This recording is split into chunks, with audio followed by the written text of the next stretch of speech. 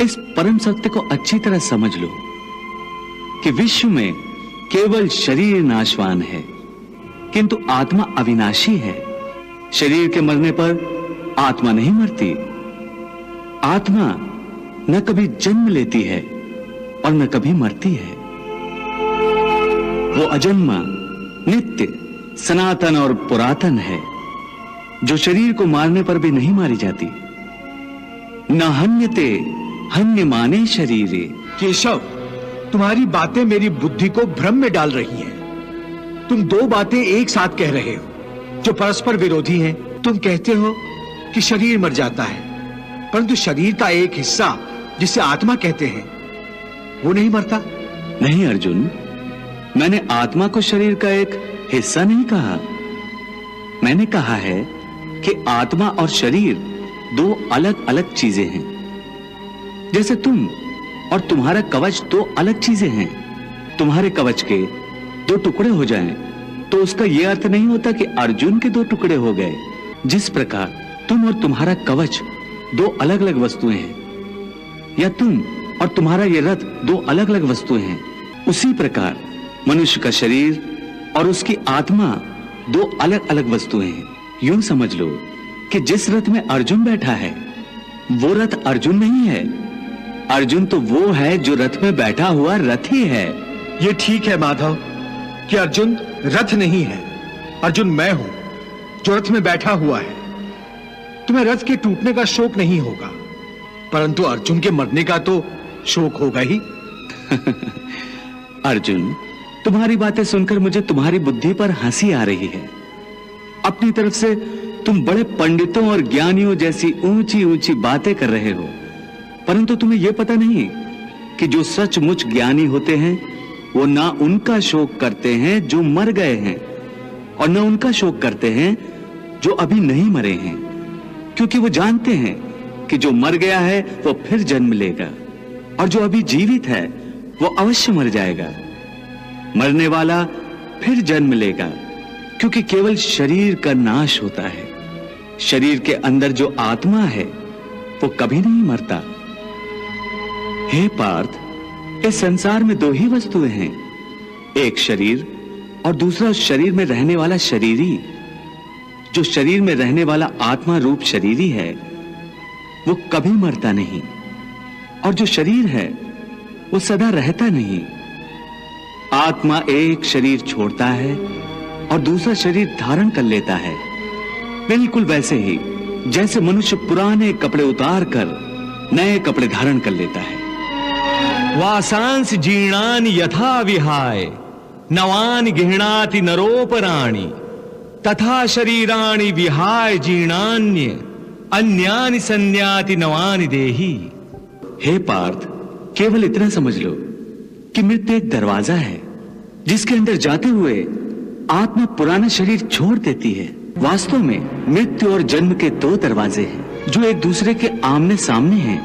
प्राणी जब मृत्यु के दरवाजे पर पहुंचता है तो उस शरीर की मृत्यु हो जाती है। फिर आत्मा का प्रकाश उस शरीर को छोड़कर आगे चला जाता है, और फिर वो प्रकाश नए जन्म के दरवाजे में प्रवेश करता है, जहां जीवात्मा को फिर से एक नया शरीर प्राप्त हो जाता है, और वहां से उसके नए जन्म की नई यात्रा शुरू हो जाती है। हे पार्थ, आत्मा नित्य है, इसलिए वो नहीं बदलती, परंतु शरीर नाशवान है, इसलिए एक ही आत्मा के कई शरीर बदलते हैं। इसलिए हर नए जन्म में वो नए नए शरीर धारण करता रहता है। हर नए जन्म में आत्मा नए नए शरीर तो बदलता ही है, बल्कि हर एक जन्म में भी उसे जो शरीर मिलता है वो एक शरीर भी उसी जन्म में बदलता रहता है। ये बात मेरी समझ में नहीं आई केशव, क्योंकि एक जन्म में तो प्राणी को एक ही शरीर मिलता है। नहीं, एक नहीं, अनेक शरीर मिलते हैं एक ही जन्म में। मैं अब भी नहीं समझा प्रभु। मैं समझाता हूं। याद करो अपना बचपन। उस समय अर्जुन का शरीर कैसा था? एक बालक का। और आज वो शरीर कहाँ है? वो शरीर तो बदल गया इस शरीर में। अर्थात वो शरीर नहीं रहा। आज तुम्हें एक युवक का शरीर मिला है। इसी प्रकार प्राणी को जन्म के समय जो शिशु का शरीर मिलता है, वही शिशु का शरीर काल के प्रभाव से एक बालक का शरीर हो जाता है। फिर वो किशोर अवस्था में आता है, फिर एक जवान पुरुष का शरीर बनता है, फिर अधेड़ उम्र का, फिर बूढ़े का रूप लेकर अंत में एक सूखे पत्ते की तरह जीवन के वृक्ष से टूटकर गिर जाता है। इस प्रकार जो शरीर पल पल छिन छिन अपने विनाश की ओर बढ़ रहा है, उस शरीर की मृत्यु का शोक ज्ञानीजन नहीं करते। इसी रूप के लिए शास्त्र कहते हैं, कृष्णम वंदे जगद्गुरुम। फूल की भांति हमारे शरीर अपने प्रकृति के कारण जन्मते हैं, बच्चे बनते हैं, जवान होते हैं, फिर वही जवानी मुरझाने लगती है जिसे बुढ़ापा कहते हैं। और उस वृद्ध शरीर को जब आत्मा छोड़ देती है तो उस शरीर की मृत्यु हो जाती है। परंतु वो आत्मा कहां चली जाती है? शरीर के बिना आत्मा कहां और कैसे वास करती है? पुराना शरीर छोड़ने के बाद आत्मा नए शरीर में वास करती है। किसी शिशु के शरीर में चेतना रूप होकर आ जाती है, फिर वही चक्र शुरू हो जाता है। फिर वही जन्मना, रेंगना, उठकर चलना, फिर लड़खड़ाना और गिर जाना। ये सब शरीर के कौतुक हैं। इतनी बात समझ लोगे तो ना तुम्हें किसी के मरने का शोक होगा और ना तुम्हें मृत्यु का भय होगा। हे अर्जुन, हम और तुम ये शरीर नहीं हैं। हम तो इन शरीर के अंदर रहने वाली आत्माएं हैं। ये शरीर तो केवल हमारे रथ हैं, हम उसके स्वामी हैं। रथ के टूटने से स्वामी नहीं टूट जाता। उसी प्रकार शरीर के सुख और दुख आत्मा को सुखी या दुखी नहीं करते। यदि हम आत्मा हैं, तो फिर ये सुख दुख का आभास हमारी आत्मा को क्यों होता है? ये सुख दुख का आभास आत्मा को नहीं होता, केवल शरीर को होता है। तो फिर आत्मा को क्या होता है? आत्मा को कुछ नहीं होता, क्योंकि ये होना न होना, सुख दुख, सर्दी गर्मी, ये सब प्रकृति के नियम हैं। आत्मा तो अविनाशी परमात्मा का अंश है, इसलिए आत्मा प्रकृति की सीमा से बाहर है। आत्मा अचिंत्य है, मानवीय चेतना के चिंतन के घेरे में नहीं आती। अर्जुन, आत्मा पर प्रकृति और सृष्टि के नियम लागू ही नहीं होते, क्योंकि वो सृष्टि और प्रकृति दोनों ही की पहुंच से बाहर है। जैसे एक चिंगारी अग्नि का ही अंश होती है, वैसे ही आत्मा परमात्मा का ही अंश होता है। इसलिए वो नित्य, अजन्मा, सनातन और सर्वव्यापी है, स्थिर रहने वाला और अचल है। अच्छेद्यो अयम अदायो अयम अक्लेद्यो अशोष एव च नित्यः सर्वगता स्थाणुर अचलो अयम सनातनः। हे पार्थ, आत्मा को न कोई शस्त्र काट सकता है, न उसे अग्नि जला सकती है, इसको जल नहीं गला सकता, न इसे वायु ही सुखा सकती है। नैनम छिन्दन्ति शस्त्राणि नैनम दहति पावकः न चैनम क्लेदन्त्यापो न शोष्यति मारुतः।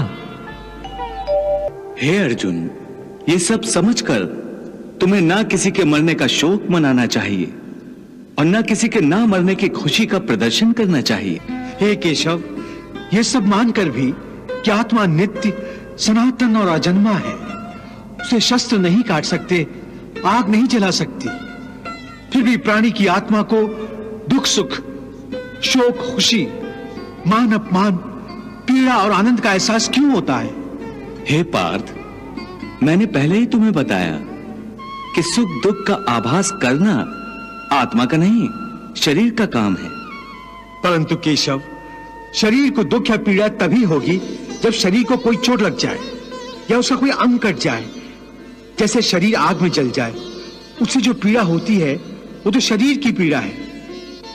परंतु मान हानि होने से जो दुख होता है या मान होने से जो आनंद आता है उसमें तो शरीर को कोई चोट नहीं पहुंचती। वो मान हानि का दुख, वो अपकीर्ति की पीड़ा तो आत्मा को ही होती है ना। नहीं अर्जुन, ये कीर्ति अपकीर्ति, मान अपमान, ये लाभ हानि, ये जीतने का आनंद अथवा हारने की पीड़ा, ये भी आत्मा को नहीं होती। ये आत्मा का काम नहीं है, ये तो मन की शरारत है। मन की शरारत, इसका क्या अर्थ है केशव? पार्थ, प्राणी के शरीर का एक अदृश्य अंग है मन, जो दिखाई नहीं देता, परंतु वही सबसे शक्तिशाली हिस्सा है शरीर का। ये याद रखो कि मन शरीर का हिस्सा है, उसका आत्मा से कोई संबंध नहीं। आत्मा यदि रथ में बैठा हुआ रथ का स्वामी है, तो मन शरीर रूपी रथ का सारथी है। ये मन ही इंद्रियों के घोड़ों को इधर उधर भटकाता है। कभी यौवन के आवेश में यही चंचल मन मनुष्य को इस भ्रम में डाल देता है कि वो सर्वशक्तिमान है, वो सब कुछ कर सकता है, वो यहां का राजा है, जिसके आगे हर कोई झुक जाने पर विवश है और जिसे हर कोई प्रणाम करता है। जिस तरह दीपक की बाती को दीपक तले छुपा अंधेरा दिखाई नहीं देता, उसी तरह जवानी को उसके पीछे छुपा बुढ़ापा और कमजोरी दिखाई नहीं देती। परंतु जब शरीर के दीपक में यौवन शक्ति का घी जल जल कर समाप्त होने लगता है और दीपक तले छुपा अंधेरा बढ़ने लगता है, तो मनुष्य घबराकर चिल्लाने लगता है, मैं बीमार हूं। ये रोने का नाटक भी मन ही करता है। हे अर्जुन, मनुष्य को मैं के घमंड की मदिरा पिलाकर मदहोश करने वाला पाखंडी केवल मन है।